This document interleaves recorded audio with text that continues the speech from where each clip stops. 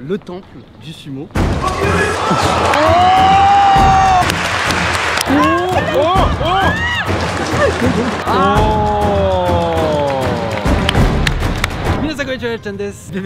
Et Yokoso. Il est là. Comment ça va? Mais écoute, ça va super bien. Où est-ce qu'on est? Nous sommes devant Mon cher le Ryogoku Kokugikan, le temple du sumo. C'est merveilleux quoi. J'espère qu'aujourd'hui je vais te partager un petit peu ma passion et peut-être même donner un petit peu envie aux gens de regarder du sumo parce que c'est vachement bien le sumo. Mais j'ai très hâte, je ne connais pas du tout, je n'ai jamais vu, je connais rien. Toi tu es un fan de sumo? Ah moi je suis un gros frappadingue de sumo, j'ai commencé à regarder il y a 4 ans, 2019. Ok. Je n'ai pas raté un combat de la première division depuis 4 ans et des 2 premières divisions depuis de bien 2 ans quoi. D'accord, ok. Qu'est-ce qui t'a amené à aimer ça? Pourquoi t'aimes autant? Est-ce qu'il y a quelque chose? Il y avait un peu de trucs, c'était quand même un aspect de la culture japonaise, ultra japonais. On sait que ça existe, mais en même temps, on n'y connaît rien. C'est vrai. Et moi, j'ai fait de la lutte quand j'étais plus jeune. Ok. Et il y a un truc que j'aime bien avec la lutte, c'est que tu retrouves des formes de lutte différentes dans tous les pays du monde. Et donc j'ai eu un peu cet angle de me dire, tiens, et la lutte des japonais, ça serait pas un petit peu le sumo quand même? Donc je suis arrivé dans cet angle-là, voir ce que c'est. Et en fait, il y a un truc hyper addictif. Le sumo, c'est en permanence, tous les ans, 6 fois par an pendant 2 semaines. Donc tu suis leur histoire. Quand tu commences à rentrer dedans, voilà, il y a vraiment cet aspect de l'histoire de ces lutteurs, de ces rikishi que tu veux suivre, que tu veux encourager. Mais là, ce qu'on va voir, le Ozumo, c'est presque autant un rituel qu'un sport. D'accord. Tu m'as hypé, je sais pas du tout déjà. On en apprend des choses avec les Rova quand même. Hein. Évidemment, tu as une chaîne. Ah, qu'est-ce qui se passe? Le Wadaiko. Ça veut dire quoi ça? Mais ça c'est parce qu'il est très content qu'on soit là. C'est pour bonjour Bébé-chan. C'est pour annoncer, donc c'est le tambour, le taiko, pour annoncer le début des combats. Pendant à peu près 1 heure, il va enchaîner. Pendant 1 heure, il fait du tambour là? Et après, donc oui, Roba, tu as une chaîne? J'ai une chaîne, c'est vrai, Robakan. Allez-y, bien sûr, qu'est-ce que tu fais de beau sur ta chaîne? Eh ben, au début, je parlais plutôt centralement de films, de cinéma, de films français, de films japonais. Mais depuis quelques temps, je m'amuse un peu à faire des choses différentes, comme par exemple inviter des copains et jouer à Katagarashi. Exactement. Mais voilà, d'autres choses, je vous laisse découvrir ça. Allez-y, abonnez-vous, commentez, abonnez-vous à ma chaîne aussi, y a pas de souci. C'est une journée entière? C'est une journée entière, ça commence de 9h à 18h. Il est 8h15, premier match à 9h. Donc tu vas voir l'évolution du niveau. Ah, c'est intéressant ça. Il y a les tickets les amis. On va regarder un peu l'ambiance et on va continuer à parler un peu de tout ça les amis. C'est parti, on y va.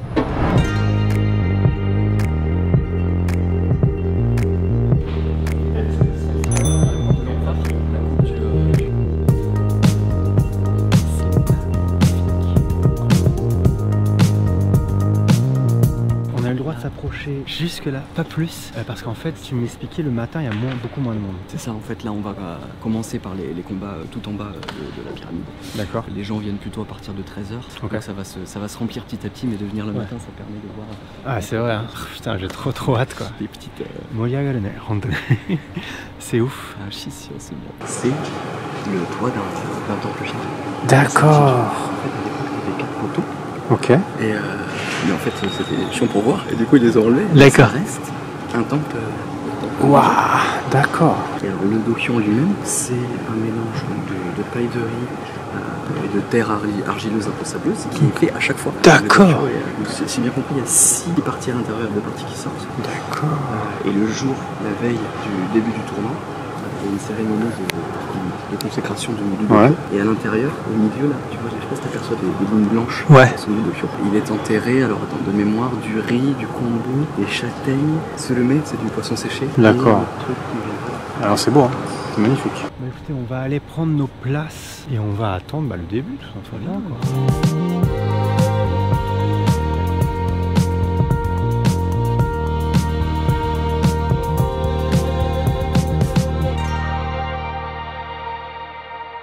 Avant que les combats commencent, il faut que tu m'expliques un petit peu ce qui se passe quoi. Qu'est-ce qui se passe? C'est-à-dire que moi je ne connais rien. Moi l'impression que j'ai c'est qu'ils vont essayer de se pousser hors du rond quoi. Alors voilà, c'est l'une des façons de gagner ou quand autre chose que la plante des pieds touche le sol. D'accord, ok. Point final. Et là il n'y a plus de oui mais non. On a le droit de frapper même avec la main ouverte, même le visage. Même le visage. Ce qui est interdit c'est de frapper avec les 2 mains en même temps, les 2 oreilles parce que ça t'as à l'heure actuelle 81 techniques qui permettent de gagner. Petit point intéressant parce que je trouve c'est vraiment symbolique symboliques, des choses comme ça culturelles du Japon. Par le passé, même jusqu'à très récemment, au XXe siècle, il n'y avait que 48 techniques. Il y a eu une arrivée de lutteurs mongols, parce qu'en Mongolie, il y a une lutte mongole qui ressemble un peu au sumo par certains aspects. Il y a le droit à un étranger par sumo-beya, par écurie. Ok. Donc il y a eu un moment des lutteurs mongols assez forts, on a eu pas mal de yokozuna mongols. Et en fait, ils faisaient des techniques qui n'étaient pas vraiment dans les 48. D'accord, ok. Et c'est là où je trouve ça sublime. Les Japonais, ils auraient pu dire qu'est-ce que c'est que cette histoire, ouais, c'est interdit. Et ils ont dit non, c'est pas eux qui déconnons, c'est nous qui avons oublié. Et ils sont allés chercher dans l'histoire, les 1500 ans d'histoire du sumo, les noms de ces techniques qui existaient, qui avaient été oubliés, qui étaient un peu plus officialisés. Et donc ils ont réofficialisé pour arriver, je crois, en 2001 à 81 techniques. D'accord. Donc c'est une belle modestie. Une belle modestie, en même temps, je trouve ça très beau, quoi. Cette beauté du Japon, d'accepter un apport de l'étranger et d'en refaire quelque chose de japonais. Exceptionnel. Je trouve ça très très beau. Voilà. Donc voilà pour les règles du sumo en soi. Bah, c'est trop bien. Donc Jonokuchi, la division la plus basse. Ouais. Les premiers Rikishi viennent d'entrer. Donc là, eux, ils sont en Jonokuchi, qui est la division la plus en bas de la pyramide. Donc Jonokuchi, Jonidan, Sandame, Makushita, Juryo, Makuichi, la première division, au sein desquelles Maegashira, et ensuite Komusubi, Sekiwake, Ozeki, t'as peut-être entendu ce terme, et Yokozuna. Yokozuna, c'est le plus grand rang du sumo. Une fois qu'on est devenu Yokozuna, on ne peut plus redescendre. D'accord, ok. Sinon, la réalité, c'est de prendre sa retraite. Là, tu as les Oyakata, donc qui sont en charge d'une sumo-beya, d'une écurie, qui vont être les juges. Tu as un arbitre, le Gyoji. Je me tais parce que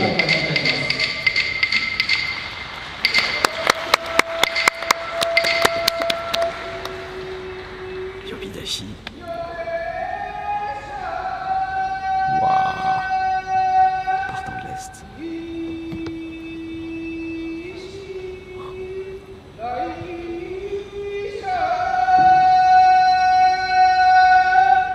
Le Yobidashi appelle les Rikishi. Le Gyoji répète leur nom. Là, tous les rituels que tu vas voir. Tu vas voir toute la journée.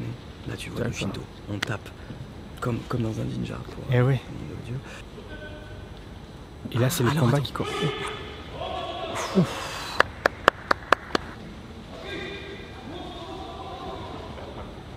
Deux lutteurs qui avaient un écart de poids visiblement c'est important. Il n'y a pas de catégorie de poids. D'accord, ouais. Tout le monde combat en même temps. Un lutteur que j'aime beaucoup qui est déjà monté jusqu'en première division qui s'appelle Enro, on le verra tout à l'heure, il fait 100 kg tout juste.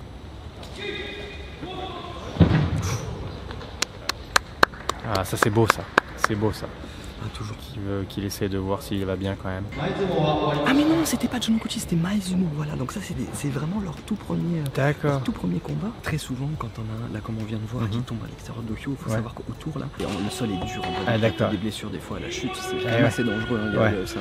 Donc quand il chute, il arrive qu'il se blesse et donc très souvent c'est l'usage de vérifier qu'il va bien. D'accord. De lui tendre la main pour qu'il puisse remonter sur le Dokyo. Et l'usage c'est que tu ne prends jamais la main.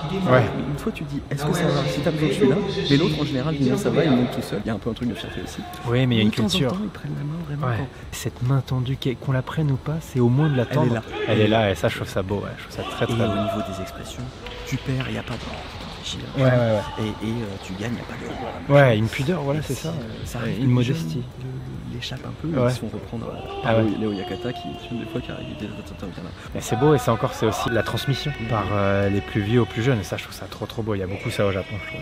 Et qui se fait par l'usage en fait, ça se transmet en faisant quoi. Ça c'est beau ça j'adore ça. Par rapport au côté shintoïste, au côté de la religion, c'est quoi en fait le sumo? C'est une cérémonie ça? En fait, historiquement c'est assez intéressant, donc je disais ça a 1500 ans. À l'époque c'est venu, on a des traces pour amuser le seigneur local, des combats d'hommes très forts. D'accord. Et donc c'est devenu assez populaire, ça s'est ritualisé avec le Shinto pour demander des bonnes récoltes, comme je te disais, des choses qui sont enterrées au centre du Dokyo. Donc après c'est devenu sous toit avec les quatre poteaux d'un jinja qu'on a enlevé ensuite puisque c'était qu'on voyait pas bien. Ça se sent que c'est plein d'histoires, qu'il y a plein de cérémonies, il y a plein de rituels, c'est trop bien.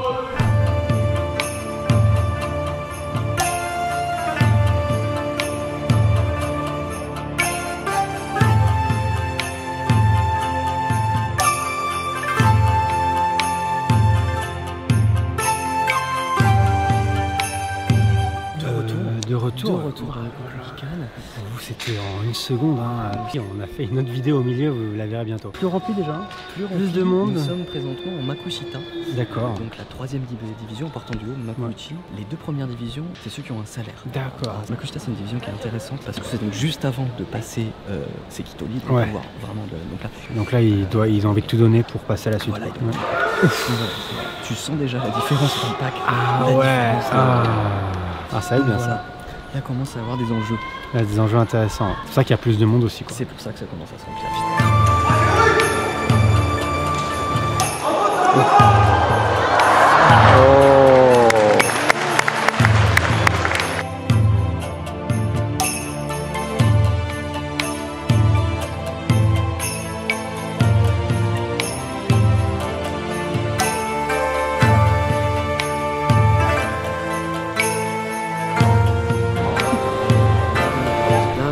Par recevoir la Chikara Mizu, donc c'est soit le lutteur du combat d'avant s'il a gagné, soit si celui de ce côté-là a perdu, les kishi du combat d'après, pour ne pas transmettre le truc de la lutte. On jette du sel à chaque étape pour purifier.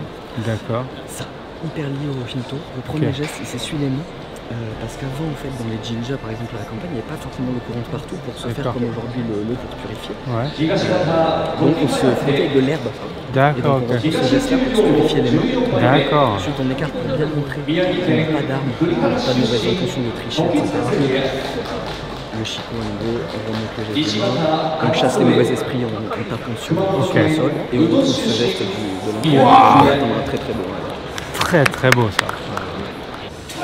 Ouf. Allez, c'est vrai.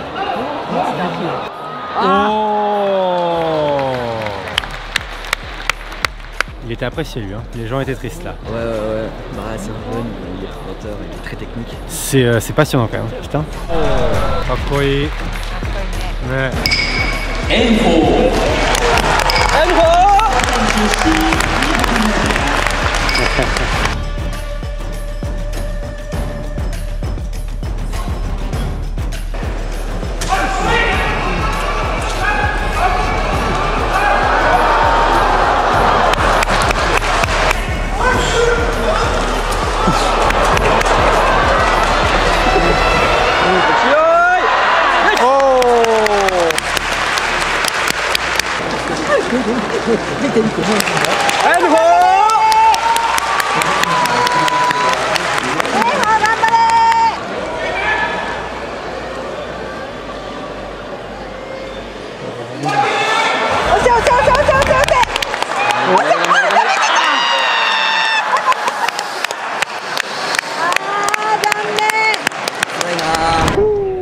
Bon écoutez les amis, on n'a pas encore attaqué le plus important. La Makuuchi, la première division. Exactement, donc ça va se faire. J'ai très hâte, franchement, on se prend au jeu de ouf. Hein. Ouais, j'avais envie. Et je trouve ça assez ouf comme, c'est qu'ils arrivent à garder le côté compétition, le côté moderne. Tu vois, il y a toujours autant de gens qui viennent, tu vois là c'est rempli, il y a même beaucoup d'étrangers, donc ça montre à quel point il y a un intérêt, tout en réussissant à garder à mort le côté culturel. Les rituels.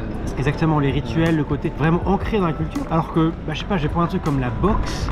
Oui. La boxe, il n'y a plus rien. C'est un sport. C'est un sport et il n'y a pas vraiment de rituel qui est basé sur de la culture, des trucs comme ça. Et ça, je trouve ça mais trop bien. Non, je trouve vraiment qu'en fait le sumo c'est à la fois un symbole de ce que le Japon sait faire hyper bien, de garder des traditions tout en le modernisant et en prenant des apports de l'étranger, en faisant évoluer mais en gardant des traditions. Et en même temps c'est assez typique, c'est-à-dire que c'est quand même là sur cette autant traditionnel et autant en même temps toujours populaire. Moi je vois à peu près que le sumo, tu vois, qu'il soit autant abouti entre guillemets sur les deux aspects. Et qui est là depuis si longtemps, parce que tu dis 1500 ans, ça fait 1500 ans depuis les premiers combats comme d'Amno, et voilà, et maintenant 150 ans de sumo avec l'organisation des tournois, des Yokozuna, je crois qu'on est depuis le 19e siècle. D'accord, non mais c'est ouf, franchement. Et puis il y a quand même une ambiance là, l'aréna commence à se remplir, il y a de plus en plus de gens qui sont en train de crier, il y a une ambiance qui se crée, c'est trop bien. Bah là en plus c'est un petit plaisir parce que moi ça fait 12 ans que je suis au Japon et je suis allé voir du sumo plusieurs fois, mais c'était pendant le Covid avec les masques, on n'avait pas le droit de crier, on avait juste le droit d'applaudir et donc là c'est la première fois que j'y vais depuis la fin du Covid et qu'on voit les gens sans masque, les gens qui crient et tout, c'est cool, c'est un bonheur et je trouve que tu vois à la fois, comme je te l'ai dit, et je trouve ça intéressant de ouais, de regarder ça, de s'y intéresser un peu, la spirituelle, l'aspect Shinto, etc. Et en même temps, les Japonais, ils viennent juste là. Ouais, exactement, c'est parce qu'ils sont fans aussi de la compétition, quoi. Ouais. Mais il y a toute cette ambiance, il y a tout ce contour qui est très culturel, rien que l'endroit, tu vois, avec le temple au-dessus et tout, c'est magnifique, c'est trop bien, quoi. Mais c'est vrai que ça donne envie d'avoir ton petit préféré, tu vois ça, d'avoir ton écurie un peu préférée. Fais gaffe, j'ai commencé comme ça, moi je voulais juste boire un coup et puis ça fait 4 ans que... Ah ouais, non mais j'avoue c'est vraiment super bien et là j'ai trop hâte de voir la suite, même si bon ton poulain a perdu malheureusement. Mon poulain a perdu, il a 3 défaites d'affilée. Merde. Mais là c'est difficile, il est dans le haut de la division 2, ça devient rude. C'est normal, mais c'est normal aussi. Bon bah allez, on y retourne et je suis chaud.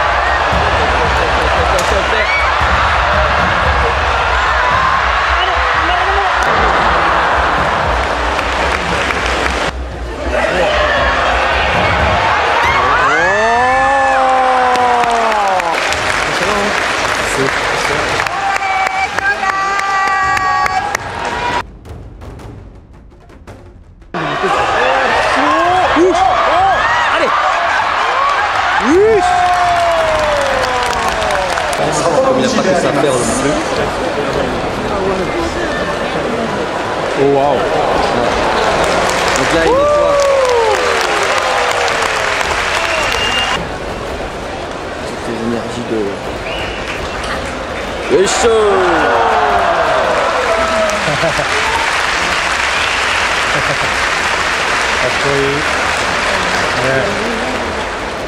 Yoisho.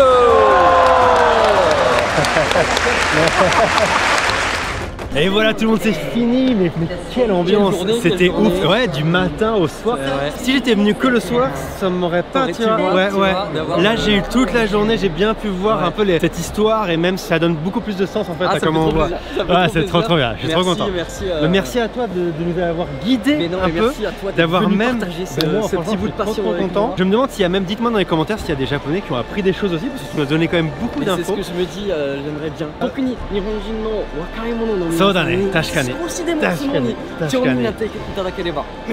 En vrai, c'était, je le conseille à tout le monde parce que c'est impressionnant. Vraiment, on se prend des claques de... C'est bête, mais je me suis dit, j'ai trop envie d'aller avec mon fils ou mes enfants quand j'en aurai un, leur montrer parce que c'est vraiment un microcosme de la culture japonaise. Il y a plein de choses de la culture japonaise qu'on y retrouve et c'est quand même grandiose. C'est vraiment un spectacle quoi, qui est impressionnant. Et quand tu sais que ça en plus que ça perpétue une culture japonaise, c'est trop bien et j'ai pas envie que ça évolue. Exactement. Vraiment, il faut. Et je veux pas que ce soit fini, mais tu vois que quand même, il y a encore beaucoup de monde, il y a beaucoup d'étrangers et ça c'est quand même merveilleux. Mais vraiment, moi j'ai envie de dire aux Japonais, prenez soin, prenez conscience à quel point ça c'est précieux. C'est unique au monde. Nous on n'a plus ça, d'avoir gardé encore aujourd'hui un truc de notre culture aussi fort, aussi vivant en même temps. Vraiment prenez-en soin. Ouais, c'est clair. Abonnez-vous à la chaîne de Robin évidemment. Merci à toi pour aujourd'hui. Abonnez-vous à ma chaîne, ça vous tente, vous n'êtes pas obligé. Et je vous aime très fort. Merci à tous et à très vite. Ciao.